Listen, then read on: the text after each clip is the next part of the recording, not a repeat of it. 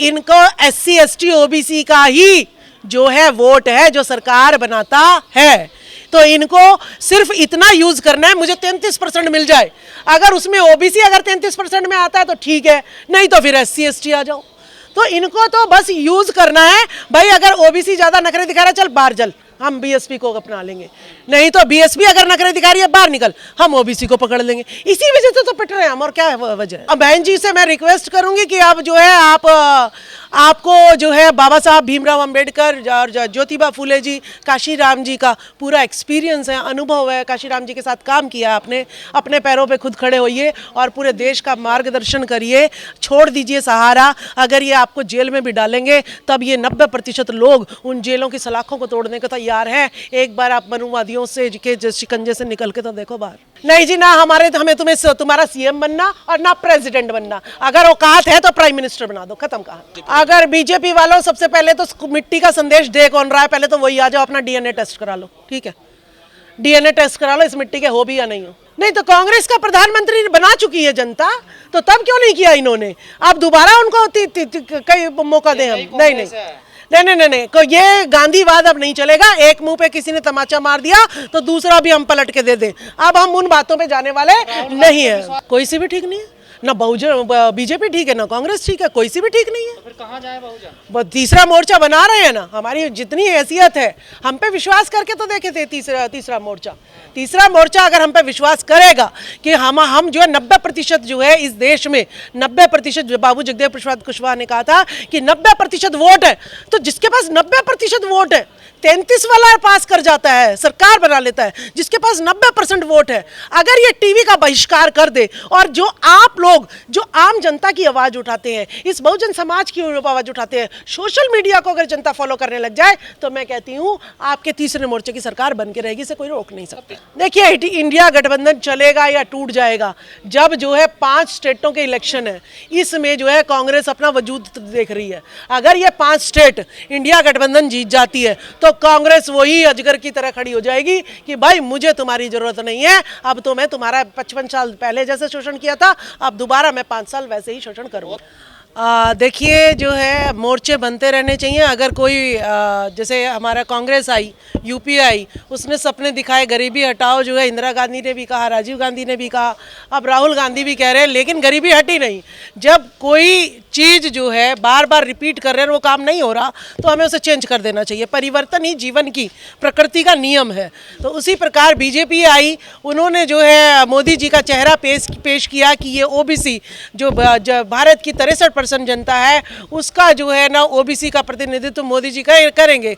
लेकिन मोदी जी ने क्या किया, आते ही EWS जनरल कैटेगरी के लिए बिना किसी डिबेट के पार्लियामेंट में पास करा दिया, और उसके बाद अंबानी, अडानी, टाटा, बिरला को सारे सरकारी संस्थान बेच दिए। तो इससे ये लगा हमें कि OBC का तो एक भी काम उन्होंने नहीं किया, और सिर्फ स्वर्णों के, अंबानी, अडानी, पूंजीवादी, मनुवादियों के काम किए।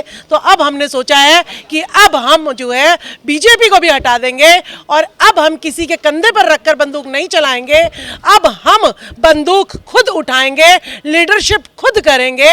जब हम सिपाही भी हम ही हैं, क्लर्क भी हम ही हैं, कमेरा भी हम ही हैं, किसान भी हम ही हैं, सिपाही भी हम ही हैं, तो हम ही इस देश के शासक भी बनेंगे। इसीलिए ये तीसरा मोर्चा जो है बन रहा है।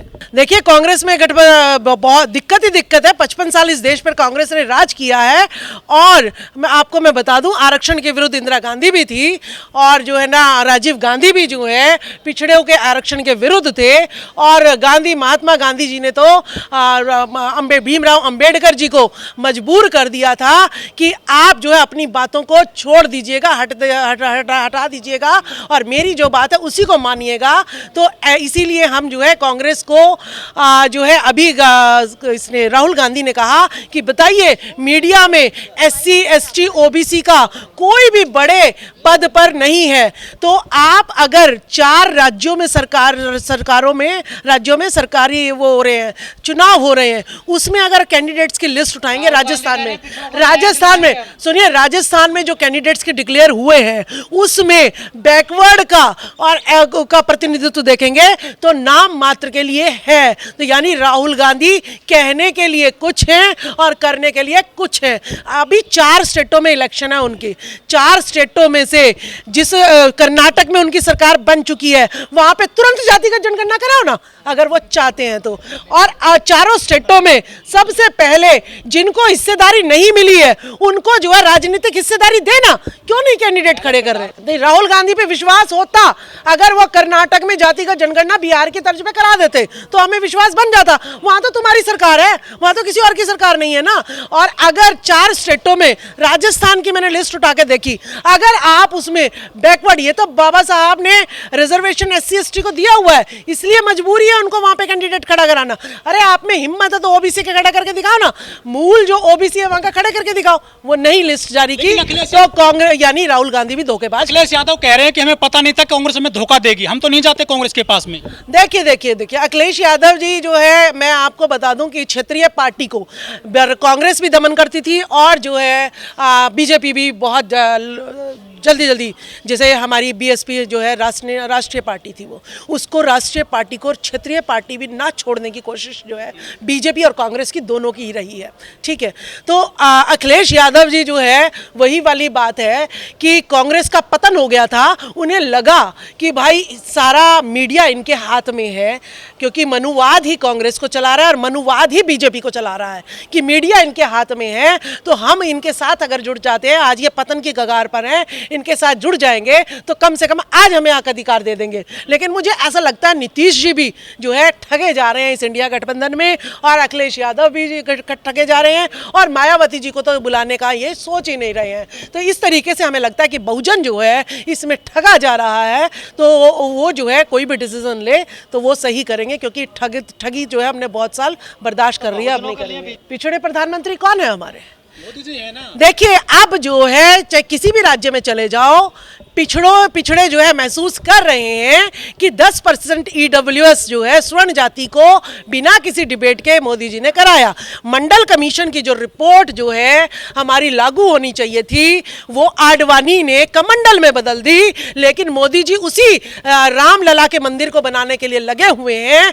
1 लाख यहाँ पे स्कूल बन सकते हैं, लेकिन मोदी जी 1 लाख स्कूल मंदिर बन सकते हैं, स्कूल नहीं बन सकते। तो मोदी जी पिछड़ों की कहाँ बात कर रहे हैं? बिहार में जातिगत जनगणना सरकार करा रही थी ओबीसी के नीतीश जी, लेकिन उस पर जो है बीजेपी सरकार रोक लगा देती है। तो मोदी सरकार कहां से पिछड़ों की हुई? तो हमें वो पिछड़ों का नकली चेहरा था ताकि पिछड़ों की वोट ले लें। तो आज तक यही होता रहा है कि नकली बनकर आते हैं और जो है हमें ठक्कर ले जाते हैं। देखिए ऐसा है, बनाएंगे हम पिछड़े अपने हकों को जान रहे हैं, मोदी जी की ठगी को पहचान रहे हैं। इसे लग रहा है कि अब इन पिछड़ों को ज्यादा ना उठने दें, इनको कंट्रोल में लाएं, कुछ जो है करना पड़ेगा, नहीं तो क्या पता कि हम जो 90% लोगों को वोट के रूप में इस्तेमाल कर रहे हैं कहीं ये शासक ना बन जाएं। तो इसीलिए उनकी मजबूरी हो रही है कि हाँ हम तुम्हें जो है मुख्यमंत्री बनाएंगे। तो ये अब पिट के क्यों कह रहे हैं? जब ये हारने की कगार पर आ रहे हैं तब क्यों कह रहे हैं? पहले इन्होंने ऐसा क्यों नहीं किया? अब सारा पिछड़ा वर्ग हर स्टेट में समझ रहा है, वो नौकरियों के डाटा देख रहा है। अभी हरियाणा के डाटे आपको बताए कि जितने भी आपके HCS लगे उसमें OBC का एक भी नहीं है, SC का सिर्फ 1 है, जबकि हमें 23% आरक्षण संविधान में लिखा हुआ है। तब ये हालात है। कांग्रेस को लग रहा है ओहो इंडिया गठबंधन बन गई है, सभी SC OBC के हमारे पास आ रहे हैं और हमारी ताकत बढ़ गई है। कोई बात नहीं, कर्नाटक ही जीतता है, अभी 4 स्टेट पड़े हैं। अगर ये नहीं सुधरी तो जो है लोग जो है इनको तमाशा दिखा देंगे। नहीं, क्यों नहीं? मुस्लिम पार्टीज हैं, क्यों नहीं है? मुस्लिम पार्टीज के कई जो है संगठन हमारे पास आए हुए हैं। हाँ, ऐसा नहीं है, नहीं, सब आए हुए हैं, यूपी से हैं, बरेली से हैं, तो सब आए हुए हैं, ऐसा नहीं है। तीसरी आप जाके देखिए ऐसा है ये त्याग की। आपको राजकुमार सैनी जी जो है वो बीजेपी की भरी थाली, आज कोई बीजेपी का चौकीदार भी बना लेना, ऐसे ताज के सर पे सेहरा बांध के घूमता है। लेकिन जब 2019 में भरी थाली बीजेपी की जो है राजकुमार सैनी त्याग के आए, वो बहुत बड़े इंडस्ट्रियलिस्ट है। ठीक है, हमें इस चीज़ की ज़रूरत नहीं है, हमें सिर्फ किसकी ज़रूरत है? हमें हक अधिकार मिलना चाहिए, हमें हिस्सेदारी मिलनी चाहिए। वामन मेश्राम जी आपने देखे हैं, वामन मेश्राम जी का भी अगर मैं देखूँ आप तो आगे पीछे कोई नहीं है। क्यों नहीं टक्कर पर दे पाएंगे? 90% वोट है मेरा समाज देखिए मेरा समाज अभी जो है टीवी के जमेले में आया हुआ है।